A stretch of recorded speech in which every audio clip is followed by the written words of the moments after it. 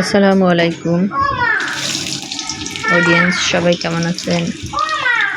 আলহামদুলিল্লাহ, আমি ভালো আছি। আমি আপনাদের মাঝে একটি রেসিপি নিয়ে আসলাম। রেসিপিটি হলো মাছের ডিম ভুনা। তো ডিম ভুনা করার জন্য আমি কাতল মাছের ডিম নিয়েছিলাম। সেটা আমি ভালো করে পরিষ্কার করে ধুয়ে নিয়েছি, হালকা একটু কুসুম গরম পানি করে নিয়ে এখন আমি এটা রান্নার জন্য প্রস্তুত করে নিয়েছি। তো আমি যে কড়াইয়ে তেল দিয়েছি, তেল গরম হওয়ার পর বাটা সব ধরনের মশলা দিয়েছি, আদা বাটা, রসুন বাটা, জিরে বাটা, তারপরে ভাজা দিয়ে গুঁড়া সেটাও দিয়েছি। এখন মশলাটা খুব ভালো করে কষিয়ে নেব।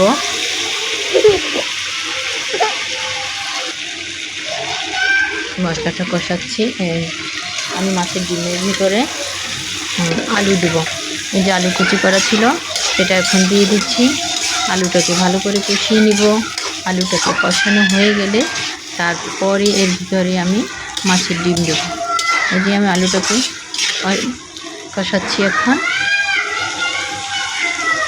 ঢাকনা দিয়ে ঢেকে দেবো কিছুক্ষণের জন্য। এই যে আমার আলু কষানো শেষ প্রায়।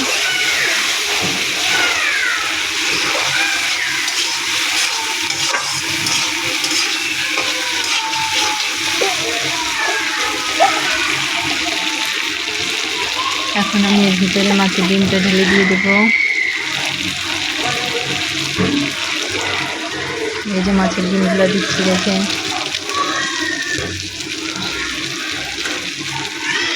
এই যে মাছের ডিম, কার্পো মাছের ডিম। এই যে মাছের ডিমগুলো ভালো করে মিক্সড করে নিলাম আলুর সাথে। এখন কিছুক্ষণ এভাবে নাড়াচাড়া করব যতক্ষণ পর্যন্ত আলু আর ডিম আলাদা না হয়ে যায়, মানে ঝরঝরা না হয় আর কি। ততক্ষণ পর্যন্ত এটাকে আমি এভাবে অনবরত একটু পর পর আর কি নাড়াচাড়া করব। যখন দেখবো এটা ঝরঝরে হয়ে গেছে, এই যে এখন ঝরঝরে হয়ে গেছে, এই পর্যায়ের ভিতর আমি পরিমাণ মতো ঝোল দিয়ে দেব।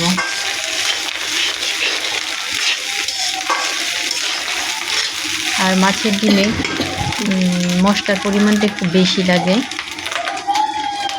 এখন আমি এই পর্যায়ে ঝোল দিয়ে দিচ্ছি পরিমাণ মতো।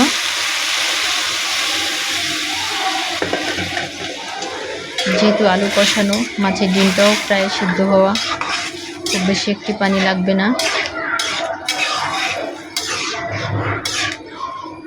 এখন এটাকে আমি একদম শুকিয়ে নেব। যতক্ষণ পর্যন্ত এটা না শুকাবে ততক্ষণ পর্যন্ত এটাকে জাল করব। এই যে আমি আস্তে কিছু গোটা মশলা দিয়ে দিলাম, তেজপাতা, লবঙ্গ, দারচিনি, এটা আমি দিয়ে দিলাম। এলাচ বাটা ছিল, সব মশলাগুলাই দিয়ে দিয়েছি। মাংস রান্না করতে যা যা লাগে আমি সব কিছু এখানে দিয়েছি। তো আমার রান্নাটা এখন প্রায় শেষ পর্যায়ে। ধন্যবাদ সবাইকে আমার সাথে থাকার জন্য।